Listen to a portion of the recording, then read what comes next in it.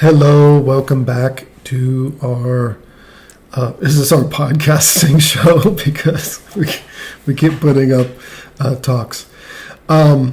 Please share and like, and if you have a comment, especially a question that's relevant to something that we're talking about, we would love to answer that question.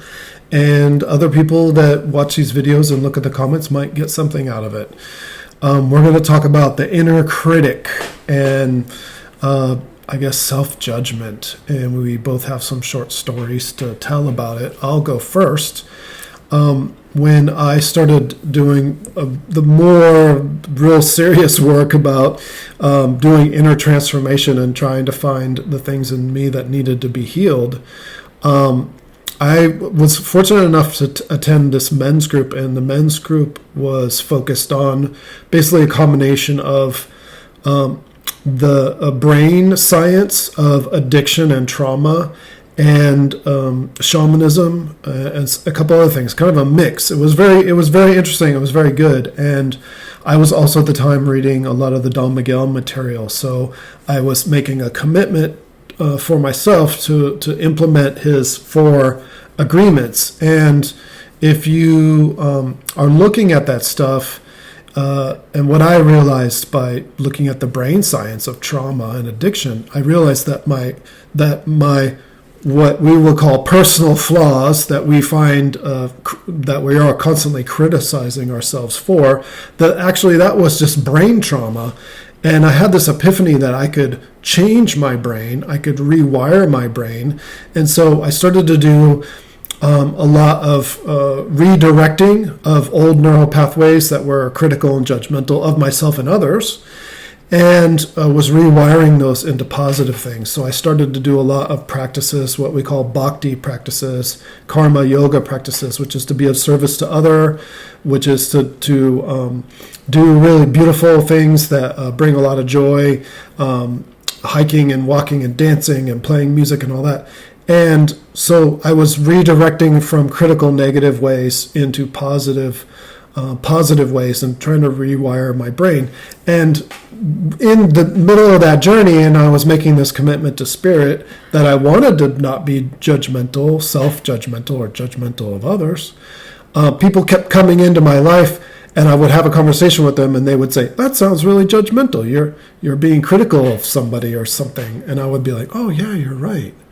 And I would take that to heart, and I would take feedback to heart, and I would go, I want to work with that. One of the things that you did is that I don't know if you said this, when you studied the brain trauma, you realized this is the brain in a state of hurt. It's not personal. Yeah. And that lifted a huge weight of compounding the fact that you might have self-criticizing thoughts that cause you to judge yourself and others, with even more shame that you're doing it in the first place. It's not personal. And then you're just like, oh, this is just science. Yeah. It's universal. Guess what? Everybody does it. It's a survival mechanism in the brain. You don't have to hate yourself because it's out of alignment.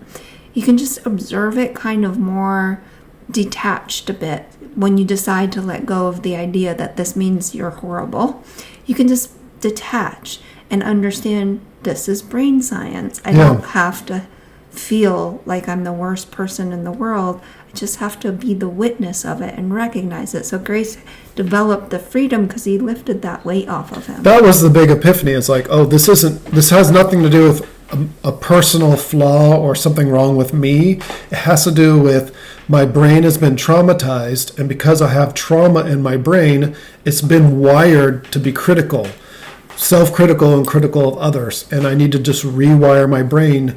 And just taking a step back from the personal aspect of it to a more objective view of brain science actually tremendously helped me. When you want to change something, if you can get into a state of peaceful witness, it makes a huge difference. Just kind of understanding that you don't have to be caught in the storm and the chaos of it. So then as I continued on that journey, I was doing some Kriya meditations, And I started getting messages to play musical instruments, which I had never played musical instruments before.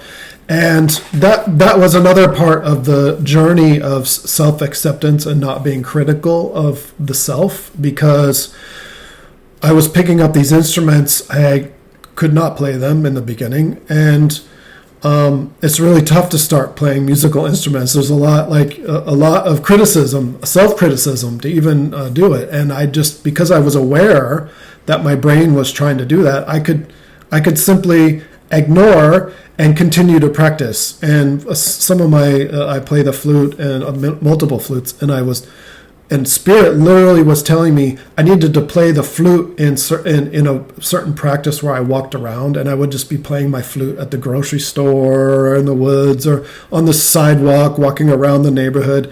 And lots of people judged him, and lots of people loved it. Lots of people, yeah. Some people got really angry and would harass me to stop playing.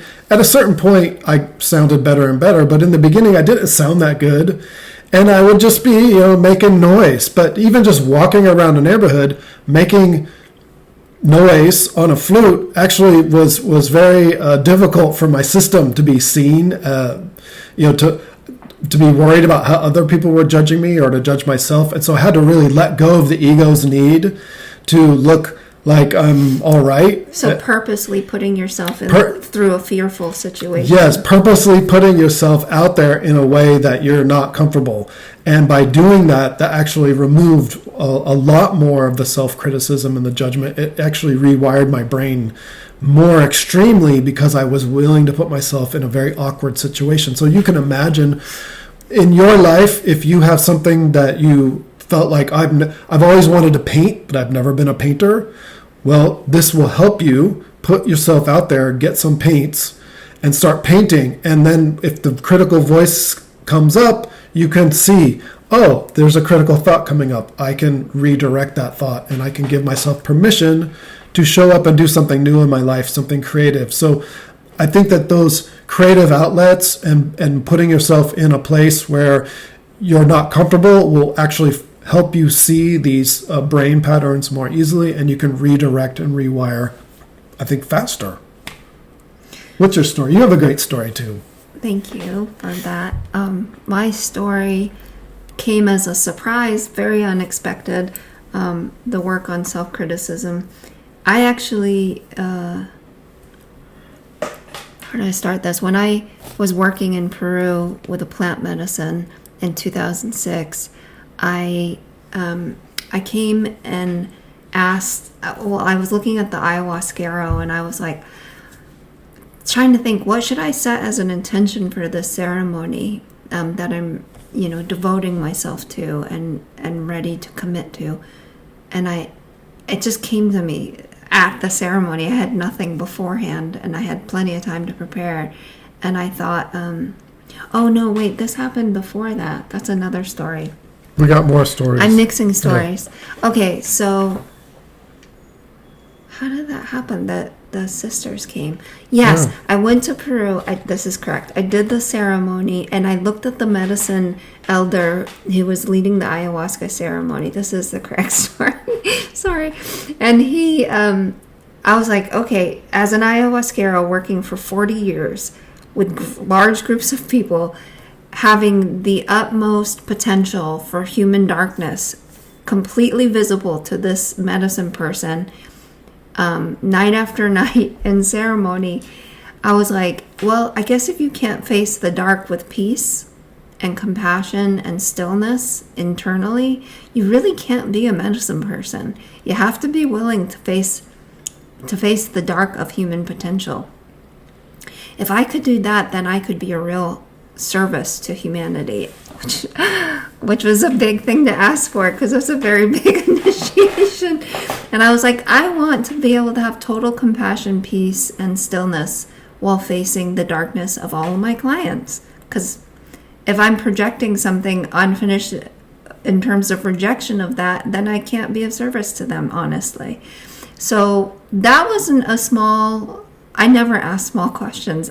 I don't know, it's my nature. I accidentally asked a really big question. And I came home from that journey, and it rips the veil back. And it actually reminded me of growing up as a very sensitive, empathic being. It was like amplified. Just seeing, I felt like I was, I got off the plane coming back from Peru at JFK Airport in New York, and I just felt like everyone was in a trauma state, and I could feel their underworld and their trauma and their chaos. It just, the level of heart awakening and empathy goes off the chart. And after a ceremony like that, but it became debilitating and overwhelming. And not only that, but all my beautiful, loving, super positive, exalted states of yoga practice that I did every day. I did yoga for hours every day before I went on this trip to Peru. And if I didn't do my yoga practice, I would feel a little anxiety about missing it. It was kind of like I didn't realize that this positive thing could end up masking and covering pain. And I was brought up in a household with parents who had complex trauma and rageaholics and a lot of pain. And I felt like their victim consciousness and their lack of truthfulness. And I didn't want to be anything like them. I wasn't trying to be a happy, enthusiastic person. I just naturally felt that way. And I didn't really respect, because I had a judgment against the way that they were. And I didn't want to be like them at all. And after I did the ceremony, I realized that after a very long process of this dark night of the soul, which is not depression, it's a transformation of no longer being a certain way that is false, so that you can awaken to a deeper truth, and it changes your entire landscape of your being. And I was ready for that. And but that doesn't make it easy. And so I spent a lot of time being like, what's wrong with me after the ceremony? And I was just gripped by this like paralysis and confusion as to why none of my coping mechanisms felt like they did anything. And I couldn't even get up to do them. I was just frozen. And I got down on my knees one day after a very long process of many months. And I was just like, okay, I can feel incapacitated and be totally helpless and live a life feeling like I've lost it. And I don't even know where this came from. I was just like, I've got choice A or B. I can continue being like that, or I can decide to love this pain exactly as it is. And then I was like, oh, holy cow. This is actually what I promised to do and asked for in my ceremony many months earlier. I made an agreement that I would love the dark and have compassion. And if I don't love it in myself, if I don't have the self-love to face any of my own vulnerability, I can't be present for anybody else, as a friend, as a truthful person, and as a medicine person. And this was a huge existential moment for me, because the weight of it felt massive. It wasn't just a mild, epiphany. It was like, oh my God, being present with anything inside of myself is not going to be easy. How will I ever do that? I know that I have to agree to love everything, even what I judge as victimhood or pain or anything. If I can't be present with my pain, I can't transform it. If I repress and don't even acknowledge it, it can't be offered up for healing. It never will through that method. And so this release of this judgment against vulnerability, that was actually a judgment against my parents and a self-protection, was suddenly steered in a new direction in this moment. This was back in 2006. And it rocked my world. It was not easy. It was a very, very tender process. And I thought, I'm going to be bad at this for a while. And I probably was. Even if you agree to face all your vulnerability and be vigilant, things are still hidden from you. And it's a journey that takes a great deal of time. But I knew that the depth of love and truth could only be discovered through doing this. And because I made that commitment, a couple months later, pretty soon after that, some elder medicine women from the Moche tribe in the north coast of Peru were coming to the U.S. They're often referred to as the twins. And they were going to be doing some very gentle wachuma ceremony and cleansings with their clients. And I was asking in a dream one night whether or not I should work with them or a different medicine person that was coming with them. And it was a pretty simple question. And I just asked for guidance in my dream time. And that night when I went to sleep, I received a boon from the divine because of my commitment and the transformation that I agreed to. I got help because I was willing to do what I agreed to do, and because I decided to transform and head in a new direction of love and acceptance, not just on the surface, but for everything. And what happened in the dream was that these twin sisters, they were this round, joyful, elderly, grandmotherly energy, and they were giggly, and they were so filled with joy and love. And I was in their little hut on the foot of a mountain, and they didn't speak. They just kind of intuitively, communicated in the dream. And their smiles were just like children laughing. And they took me outside, and we went up a trail to the top of the mountain. And there was a giant well on the top of the mountain, and they pushed the lid off the well, and they scooped this massive ladle into the well, and they brought up this green, thick liquid, and they said, "This is the blood of the mountain. This is the nectar of God. Your only job in life is to drink the nectar of God." And then they poured the nectar from the ladle into my mouth. The mountains in Peru are, the Andes Mountains, very high up, and they're where we go to come into the peace and stillness, which is the language of the divine. And you go to the mountain to speak directly to the infinite creator and the divine light and love of existence. The mountains there are very holy, and they speak to you, and they hold knowledge and wisdom of the truth of who we are. So we call on them all the time in Peru. And so the mountains are where we go to speak directly to God. And when I heard this exquisite, powerful message, it permeated my whole being, and it was a transmission. And this is what's called a boon, when the divine visits you, and in many different forms of immense love, and they give you a transmission directly, and it transforms you very quickly, and it's usually based on some kind of sacrifice of an old false way of being.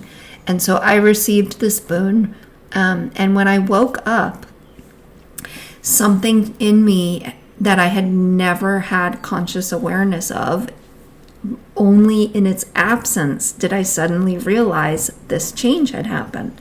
And what that was the inner critic, the voice in my head that always felt anxious if I wasn't doing such and such spiritually, through yoga, through meditation, whatever it was, that was just constantly saying, you have to do this or you're going to feel pain and anxiety. And that no longer held any meaning for me anymore. And that voice that I never even acknowledged completely disappeared for the rest of my life. So that boon and transmission of drinking the nectar of God was that I never ever heard that voice ever again of the inner critic. So that's my story. And we'll probably share some more teachings about like how you start doing that process in the future. But if you got something out of the video, we hope you did. We will appreciate any comments or shares, and we hope to talk again soon. Thank you. Bye-bye.